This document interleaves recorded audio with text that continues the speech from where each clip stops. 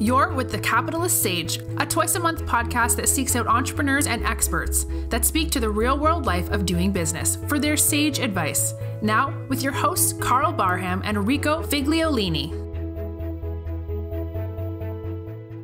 Hey everyone, thanks for joining this live stream if you're here for that, for Facebook Live, or if you're here for the audio podcast.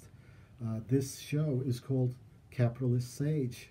I'm your host, Rico Figliolini, and Karl Barham is our co-host as well. Karl, why don't you tell us about the show? Sure thing, Rico. Our mission of this show is to provide sage advice to small business owners and from other business owners and subject matter experts. We aim to inspire business owners to explore traditional and new ideas to grow their business. Great. I want to also thank, by the way, before we get too far into this with our special guest today, we are at Atlanta Tech Park Podcast Studio. I want to thank them, put a shout out to them for doing this with us, for allowing us to be able to use their studio, and for Mark Traeger. Mark, thanks for saving us this morning, for this afternoon, for recording this live with us and getting the sound going for the podcast. We have a special guest today. This is our first show. So bear with us as far as any technical issues or as we move around the situation with the live stream and stuff. But our first guest is Gary Birnberg. He's I've known of Gary, and I've met Gary a long time ago. I think it's been about 10 years, maybe? 10, 11 years, 10, 11 years, when you open up your first Which Wich, a franchise business in the food industry. Right here in Norcross, Georgia, in the Forum. Right. Let's call it Peachtree Corners. Okay. Back then, Norcross, today's right. City of Peachtree Corners. And I met Gary, and when I met and spoke to him, the interesting part that drove me was that Gary said to me, I have a plan. Good, everyone has plans. But Gary had a plan to open up one of these franchises every year. Correct. And within 10 years, you've opened up about 10 of them. Yeah, 8 of them to be exact. Yes. It took about 7 years to get to the 8, okay.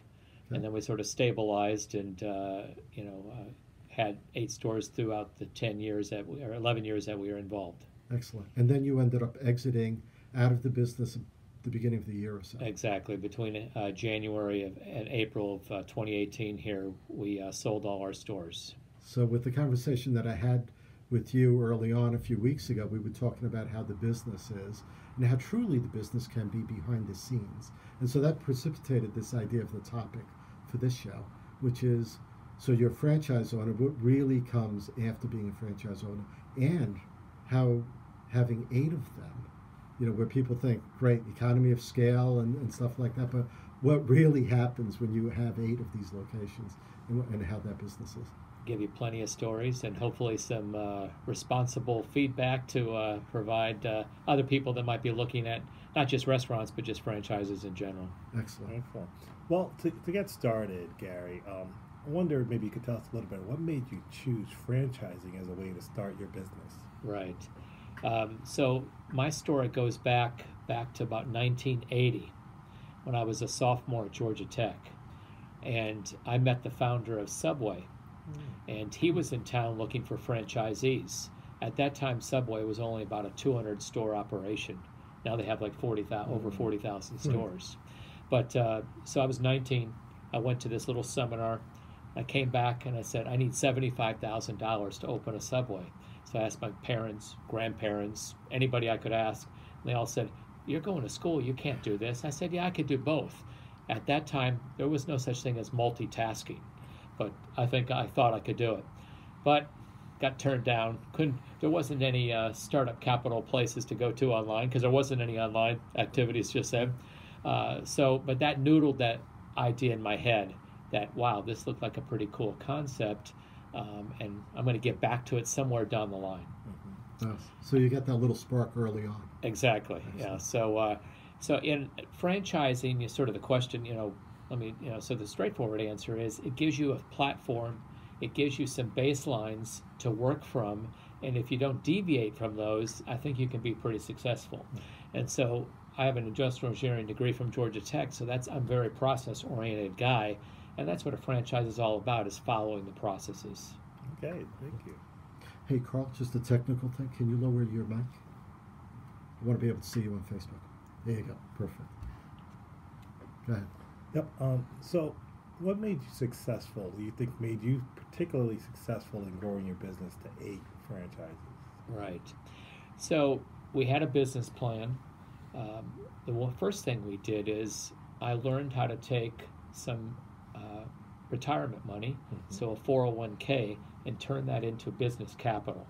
So there's some ERISA rules, and not to make a long story short, a lot of attorneys involved and companies that are out there that where basically you can take, let's say it's $200,000 in my case, and turn that into business capital without any tax complications. Okay. A lot of strict rules and regulations you got to follow per year, and there's some company fees. There's an upfront fee. There's about 6 companies in the U.S. that does this, and then some ongoing maintenance issues. But that's how we got started. So you got to be well funded at least. You can't just go borrow the whole thing. You could, but you're probably getting I'm a big believer in no debt. Yeah. However, in order to grow the business, we did acquire some debt, and after 1 year of business, we were so successful in the Peachtree Corners location that I found a banker that was an SBA guy, and he liked what we had. He said it was the best business plan he's seen in about 20 years, and we got our first SBA loan after 1 year of business. We got a second, we got a third, to get to 4 stores, where we opened 1 store per year. From that, then, we had enough capital going from 4 stores where we could, sort of cash flow the rest of the stores in the subsequent years. Another key thing is, though, we started off slow, added 1 per year, and my wife was pretty risk averse. So the only way she agreed to this thing, because you got to have a partner. If your partner, whether it's a wife or significant other, you got to have both of you on the same page. So the only way she agreed to it is you keep your corporate job. So I kept my corporate job for the first 4 stores. Really? Yes. How did you do that? And manage it behind the scenes, all the finances, all the payroll, those kinds of things. And my wife helped manage the first store. We promoted from within and kept growing the base of our employees. She would go to the 2nd store, the 3rd store, the 4th store. And by the time we had 4, I finally looked at her and said, hey, I think this is going okay. I can probably get out of the corporate world. And so after we did that, she agreed to it. We found insurance. That was the key thing that the corporate life gave me. But we found a reasonable insurance for the business. Health insurance, and then we went from 4 stores to 7 stores in 9 months. Wow. 9 months. Wow. Cash flowing them all. So the last few stores, and then the 4th store was a couple years later. And how far were they from each other? I mean, were reasonably within the metro area? Yeah, so we had stores, if you sort of call the Peachtree City one the central one, I guess, we had stores all the way from Cherokee County into Gwinnett County, all the way down to Emory and Brookhaven. So 8 locations. The traffic got worse over time, so getting to some of those stores throughout the Atlanta area, you guys know as well as we do here in Atlanta, there's not an easy way to get around. So. I love that you mentioned about the program when you use some of your retirement funds to help do that. I think that's described as a ROBS program that allows you to do that. So there's a lot of ways for people to get access to capital that they may not be aware of. Right. And then you looked at SBA funding to help you build a business over time. But I noticed a theme there. You had a really good business plan that helped you get some of that funding as you went to some of these organizations. Anything you could tell me about how did you learn to pull together a business plan, and how hard is it to do? It's not hard. You have to take sort of the main components, whether it's from how you're going to structure the business, how are you going to manage the business, how are you going to market the business, how are you going to keep costs down. Part of it, I got the information from the franchise. So Which Wich Corporate provided me a lot of that information and their plan to grow. Because when I did the first store, Which Wich was only about 30 stores at the time, mostly in the Texas area. So it was a pretty high-risk venture to go out and say Which Wich is a good idea. And in Atlanta, there was only 1 store way down in Hapeville, of all places. So, but Which Wich provided that information to me. There was no internet at the time, right? So you couldn't go copy and paste some good business plan ideas. But I asked a lot of small business owners as well, what have they done before, especially guys in the restaurant business. So what type of support did you get from the franchise, though? As far as, Yeah, so it's a great idea. So most franchisees that are growing, have their plan together on, now this is the restaurant side of it, have their plan together about food and cost structures, have some national plans with food providers, those kinds of things. Have an idea of how to run the stores, the operations, and if you follow those operations, you're pretty good at keeping those things running well. The thing that I found the downside of is that when they're growing fast, and there's a lot of them out there, they don't have a lot of good implementation skills. So I have a project management background, so that helped me overcome sort of some of those difficulties of understanding, when they were rolling out something, how to make it better, how to make it more useful as far as tools and things that they provided.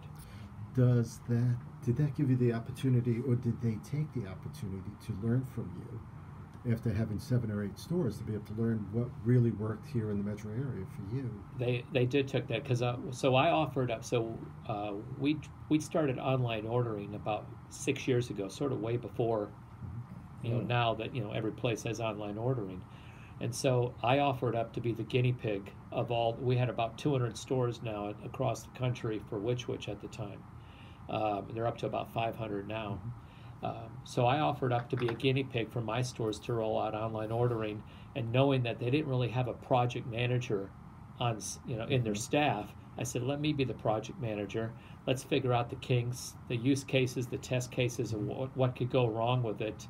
And so they agreed to that.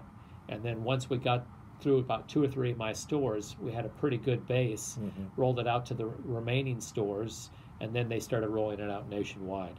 So they used a franchisee that had some skills and knowledge of project management, that I always said, you guys just don't have. You guys got great ideas, but rolling it out sometimes can be a real precarious situation. That's fabulous that you have this network of support by the franchise that goes both ways, where you help them improve and innovate, and they help you. What about some of the things you wish you knew about franchising before you went in it? Anything that you took away from that? Sure.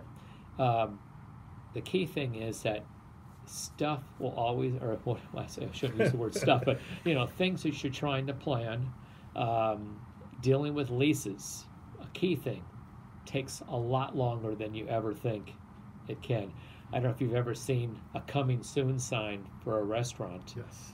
And it's months go by and months go by, and the amount of issues and the amount of permitting and the amount of government legislation and the amount of city issues takes a long time to get something built, especially from scratch. Even also, it takes a long time if you're taking over a space, which one of our stores we took over an old Quiznos.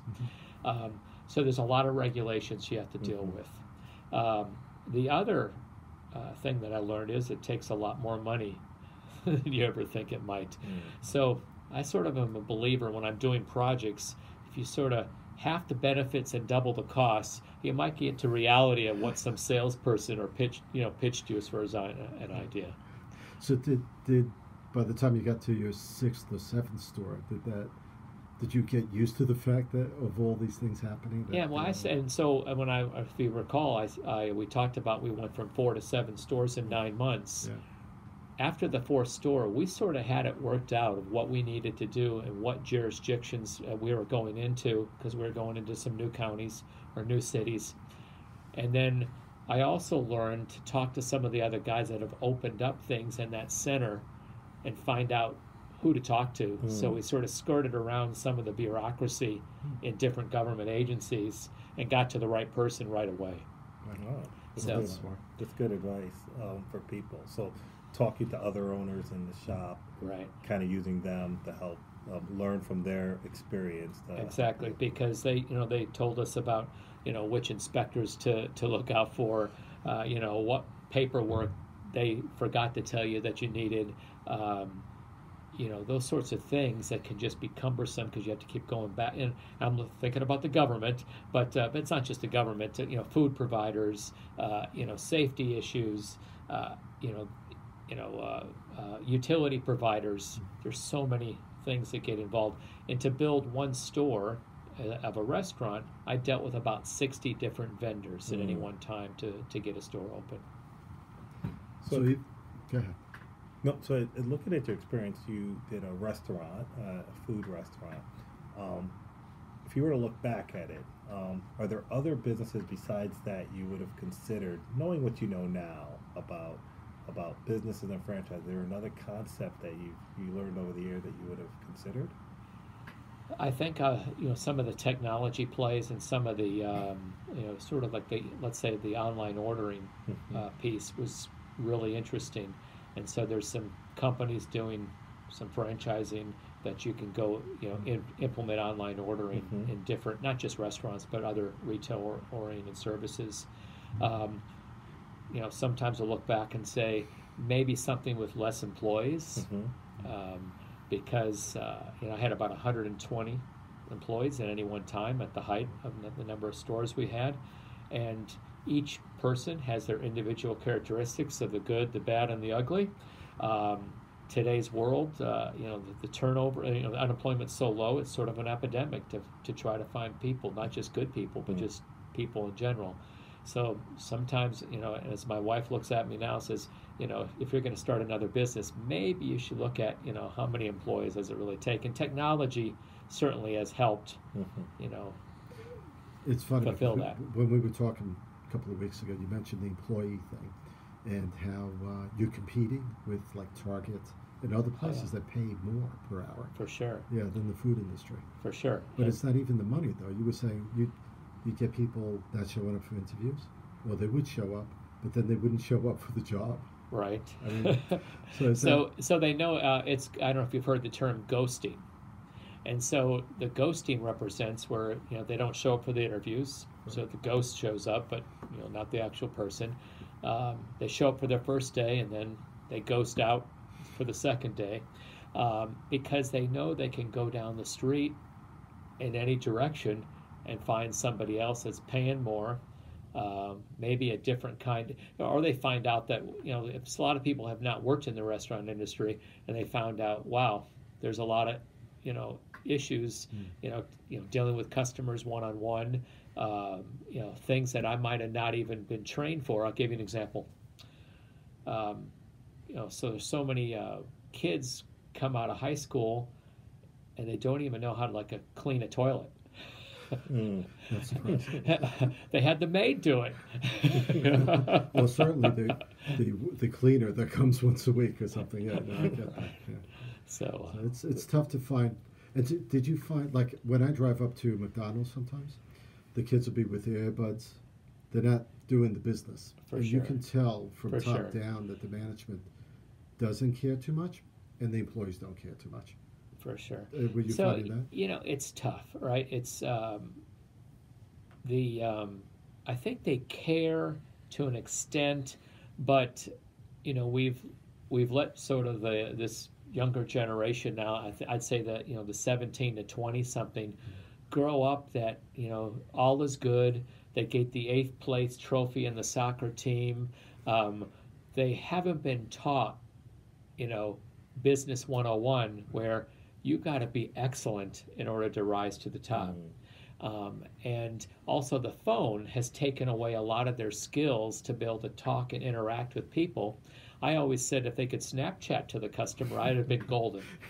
But unfortunately, the health department doesn't like phones in the hands in restaurants. So that was a key issue to make sure that phones were put down in the back, or we even locked away in the safe, so they couldn't get them.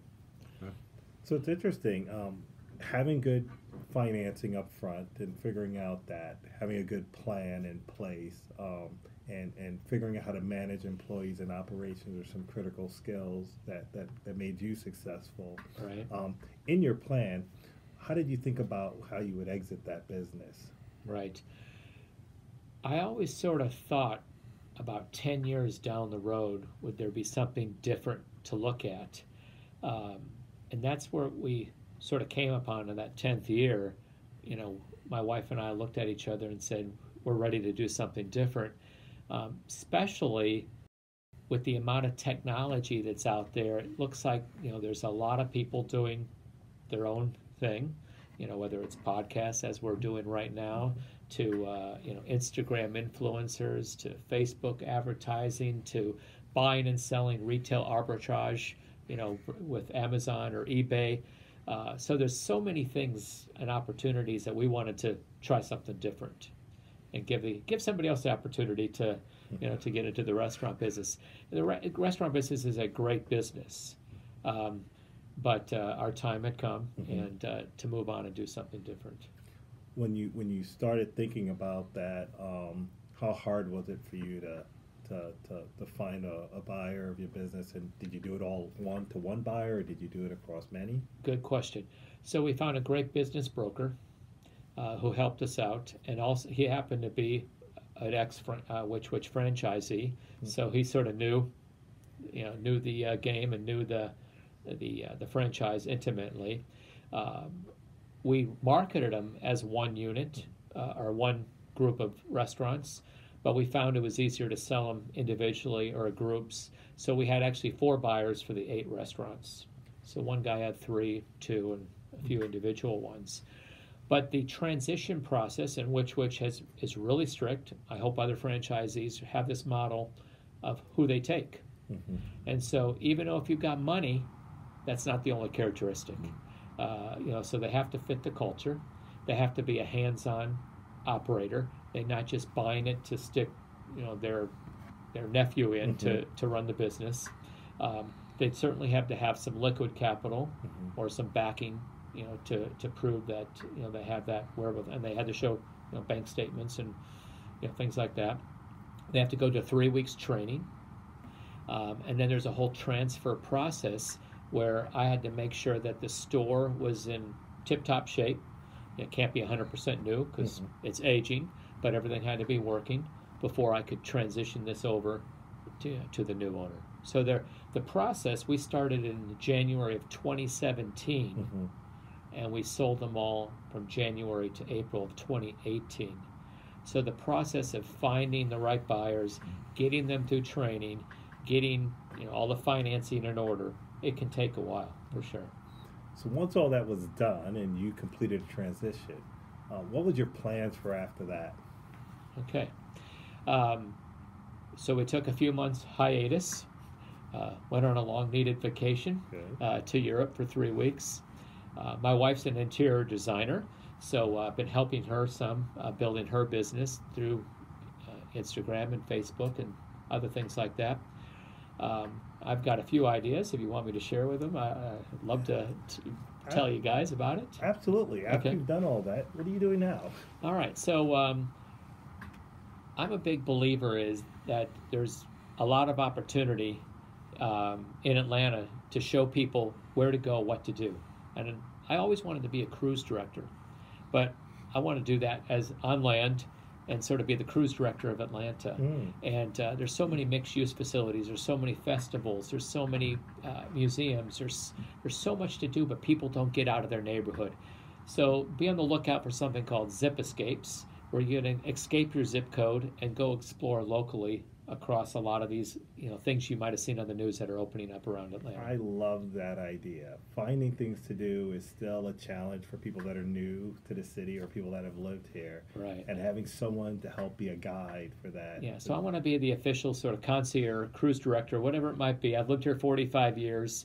I've sort of got some ideas of how to get that out there on the social media sites and then provide these what I call zip escapes, which means getting together with your neighbors, your family, and being able to have a full collected, resource to go to and say, hey, where do I go? How do I do it? Even maybe pay some money to have somebody help you figure it out. So we'll see. Sounds good. Well, I want to thank you for sharing your experience as a small business owner. I love that you shared some of the advice and wisdom that you've learned over the years. And if someone wanted to reach out and contact you, what's the best way to contact you if they wanted to have a chat and talk more about some of your experiences? Right. They can use my email. I'm fine with that. So it's G Birnberg, so GBIRNBERG @gmail.com. Okay, cool. I will also post that on the website, so Correct. you'll be able to get. Right, so we'll put that on the podcast notes, and which can be found at peachrecorderslife.com. I want to thank Gary Birnberg for coming up to do our first show, Capitalist Sage, and you are a sage because the stuff that you've been sharing today has been fantastic insight into the franchise business. I'm glad to be here. Hopefully it's a benefit to some of your listeners, and look forward to talking to some of them if they need some advice. Excellent. Thank you. Thank you. Thanks, Karl. And thank you, Facebook listeners, watchers. You'll be able to find this video on YouTube as well. And certainly the podcast can be found on iTunes, probably iHeartRadio and Spotify in a few weeks as the episodes grow. And feel free to go to peachrecorderslife.com and join the mailing list, and you'll find out more shows as they come out. We're planning 2 in January, and we'll be twice a month. So just look for it, and thank you for coming. Thank you. All right, thanks, Gary. And, sorry, one last thing. I want to thank Mark again, Traeger, for helping out with the podcast, for being our in space here producer, engineer, on the spot man to get the sound going. And I want to thank Atlanta Tech Park for providing the podcast studio that we're using right now. So thank you. This has been the Capitalist Sage with Karl Barham and Rico Figliolini, the twice-a-month podcast with entrepreneurs and business experts. We hope you enjoyed this episode. Want more? Visit our website at capitalistsagepodcast.com.